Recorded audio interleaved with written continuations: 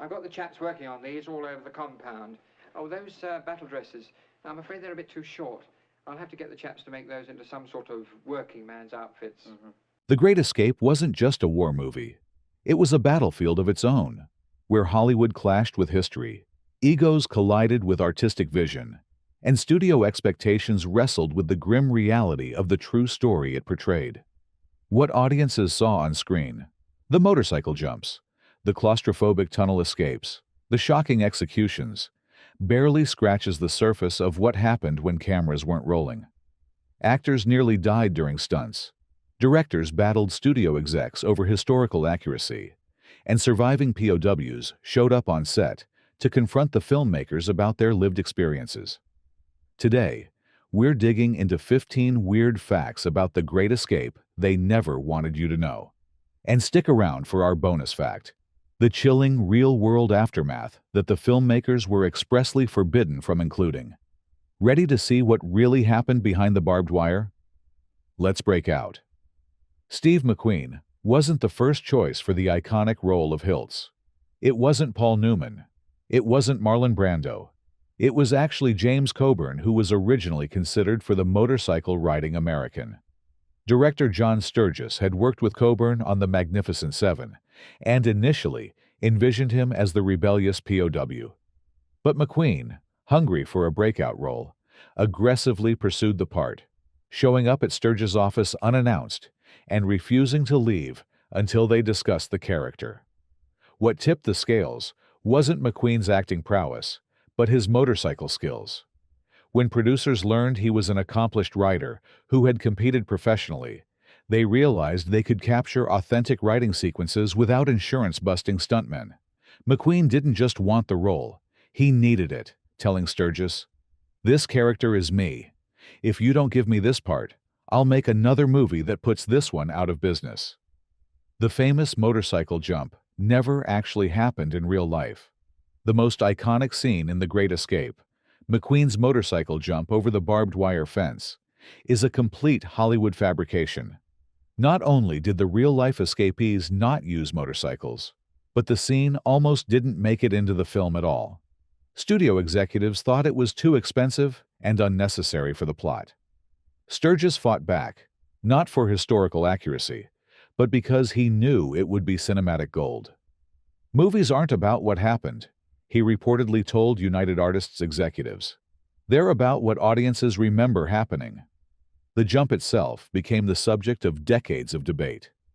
While McQueen performed many of his own motorcycle stunts, the infamous fence jump was executed by his friend and stunt double Bud Ekins. McQueen had wanted to do it himself, but was forbidden by the studio's insurance company. For years afterward, McQueen allowed the rumor that he'd made the jump himself to persist, only acknowledging the truth in interviews shortly before his death in 1980.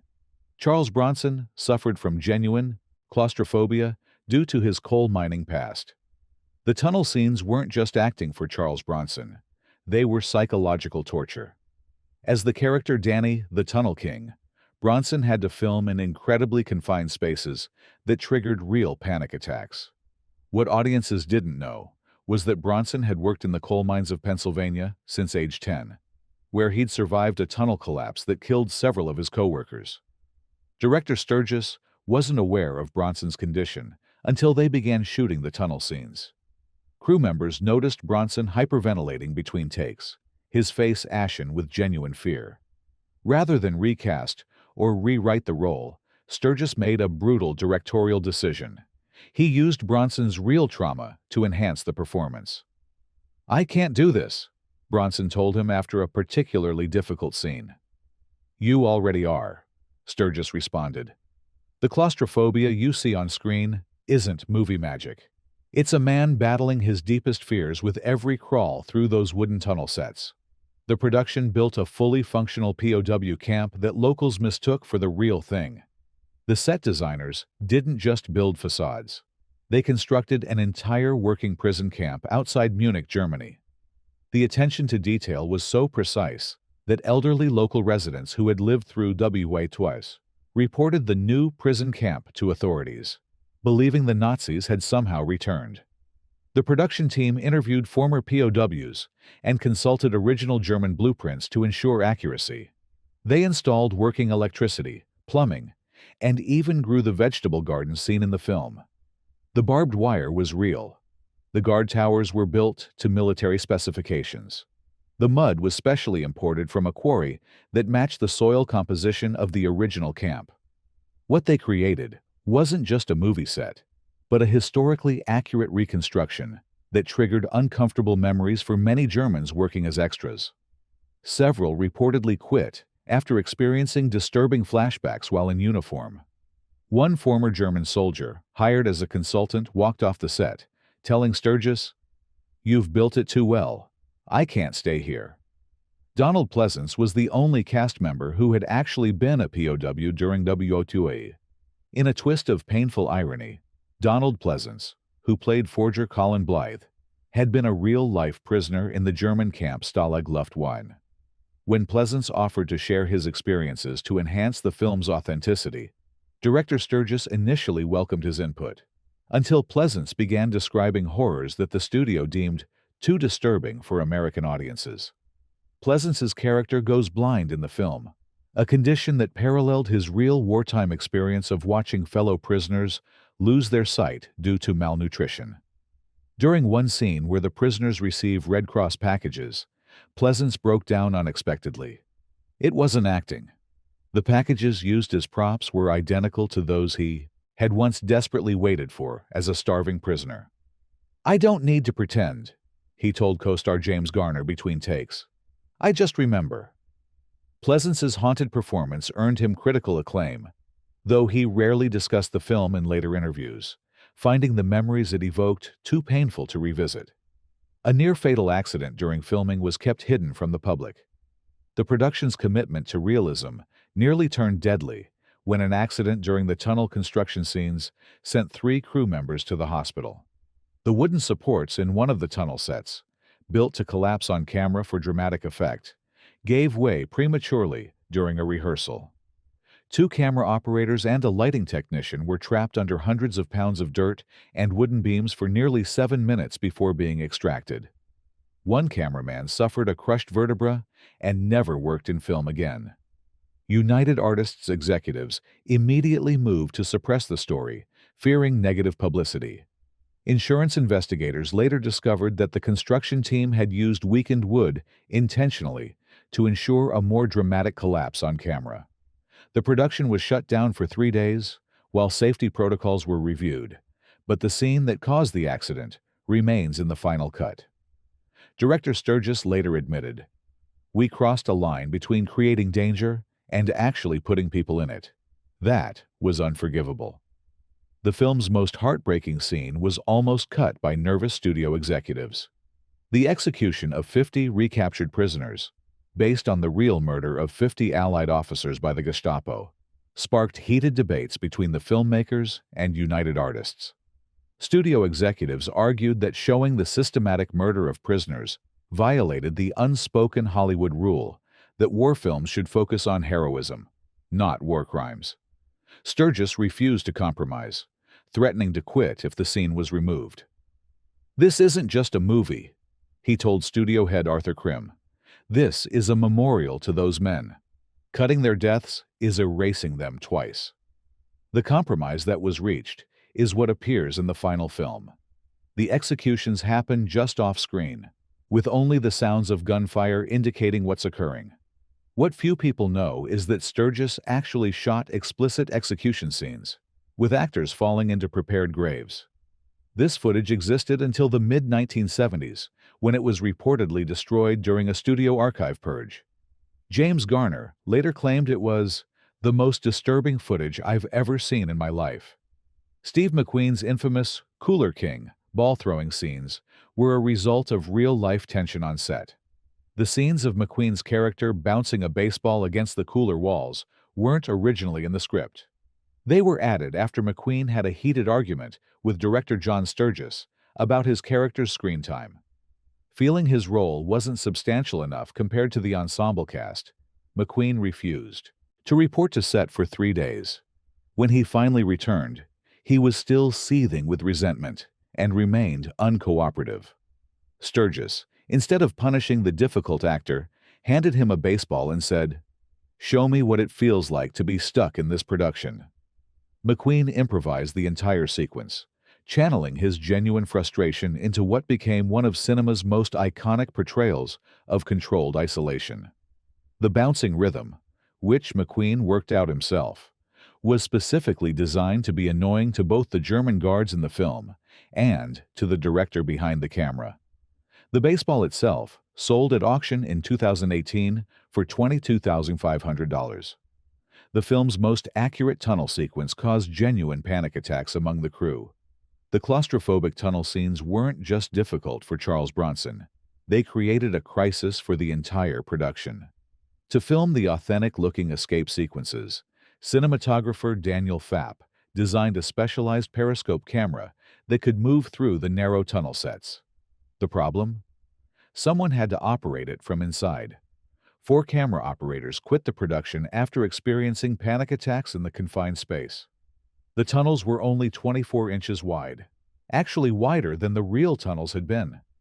Temperatures inside reached over 100 degrees Fahrenheit under the lights, and oxygen was so limited that safety officers had to monitor air quality between takes. One operator became so disoriented after 4 hours in the tunnel that he began hallucinating and had to be sedated before he could be extracted.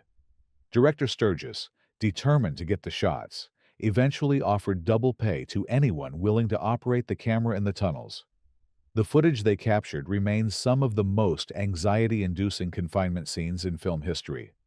James Garner performed the most dangerous non-motorcycle stunt himself after stuntmen refused. Go ahead and like and subscribe, because we're about to reveal how one of Hollywood's most charming leading men almost died on set when a stunt went catastrophically wrong. The scene where Garner's character Hendley and Donald Pleasance's Blythe steal a small plane required the aircraft to crash land in a field. 3 professional stuntmen declined to perform the sequence after seeing the planned trajectory. Garner, who had learned to fly while serving in the Korean War, impulsively volunteered. "I can put it down right where you want it," he told Sturgis. What he didn't know was that the vintage German plane had been modified for the scene with weaker landing gear, designed to collapse on impact. Nobody informed Garner of this enhancement. When the landing gear buckled, the plane slammed nose first into the ground at nearly 45 meters. Garner suffered 3 broken ribs and a severe concussion, but completed the scene in a single take. The production doctor later revealed that Garner was 30 seconds from bleeding out from an internal puncture before receiving medical attention. The actor never spoke publicly about the incident, considering it just part of the job. German authorities tried to shut down production multiple times for glorifying Allied propaganda. Filming in Bavaria in the early 1960s meant dealing with German officials still sensitive about World War II depictions. Local Bavarian authorities attempted to revoke filming permits on 3 separate occasions, claiming the production was creating anti-German sentiment in the region. What complicated matters was the production's decision to hire former German military personnel as technical advisors to ensure accuracy in the portrayal of Wehrmacht and Luftwaffe procedures. Several of these consultants had served in actual prison camp administrations, creating uncomfortable situations when they encountered Donald Pleasance, who had been a real POW. The situation reached a breaking point when local police briefly detained 2 trucks of authentic-looking German uniforms and weapons heading to the set, suspecting they might be part of a neo-Nazi gathering. Director John Sturgis had to appeal directly to the German Federal Film Commission in Berlin, arguing that the film portrayed specific Nazis as villains, but showed others, particularly the camp commandant, as professional soldiers who respected the Geneva Convention. This nuanced approach ultimately allowed filming to continue. Richard Attenborough's character was drastically toned down from the real Big X. Roger Bushell, the real-life mastermind of the escape portrayed by Richard Attenborough as squadron leader Roger Bartlett, was far more complex and controversial than the film suggests. Producers deliberately softened his character after learning disturbing details about his activities in the camp. The real Bushell, while undeniably brilliant, employed brutal tactics against fellow prisoners suspected of being security risks. According to surviving POWs, he authorized beatings of prisoners he deemed security threats and allegedly planned the murder of suspected informants, though no killings were carried out. Attenborough, who had researched Bushell extensively, argued for a more morally ambiguous portrayal. "War makes monsters of principled men," he told Sturgis. "That's the real tragedy we should be showing." The director disagreed, believing audiences needed a heroic figure to center the story. Attenborough later said the watering down of Bushell's character was his greatest regret about the film, as it sanitized the psychological toll of captivity. The iconic theme music was almost replaced just weeks before the premiere. The Great Escape's unforgettable march, now one of the most recognizable pieces of film music ever composed, was nearly scrapped at the last minute.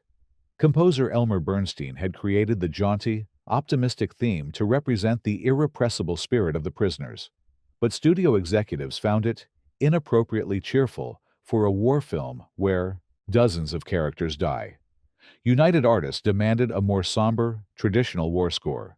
They brought in another composer, rumored to be Alex North, to create an alternative soundtrack just 6 weeks before the premiere. The replacement score was actually recorded with a full orchestra at considerable expense. Director John Sturgis held firm, threatening to remove his name from the film if Bernstein's original music was replaced. At a crucial test screening, audiences responded so positively to the original theme that the studio relented. The alternative score has never been released, though film historians believe portions were later repurposed for the Sand Pebbles. Bernstein's theme went on to become so culturally significant that it's been used at sporting events, particularly in England, for decades. A real Nazi officer visited the set and pointed out a critical design flaw that could have ruined the film. In a bizarre twist of fate, an elderly man approached the security perimeter during filming and identified himself as a former Luftwaffe officer who had served at the real Stalag Luft III. Rather than remove him, Sturgis invited him to tour the set, hoping to gain additional insights for authenticity. The ex-officer walked the grounds silently until reaching the tunnel entrance hidden under a stove in one of the barracks. There, he began laughing. Through a translator, he explained that the production had made the stove too small. The real one had been significantly larger to accommodate the wider tunnel entrance. If left unchanged, this detail would have made all the tunnel escape scenes implausible, as the actors wouldn't have physically fit through the opening, as constructed. The production halted for 2 days, while the set was modified. The former officer refused payment for his consultation, but accepted a bottle of scotch.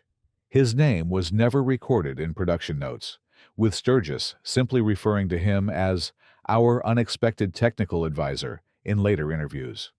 The actual tunnel used in the real escape was discovered intact in 2011.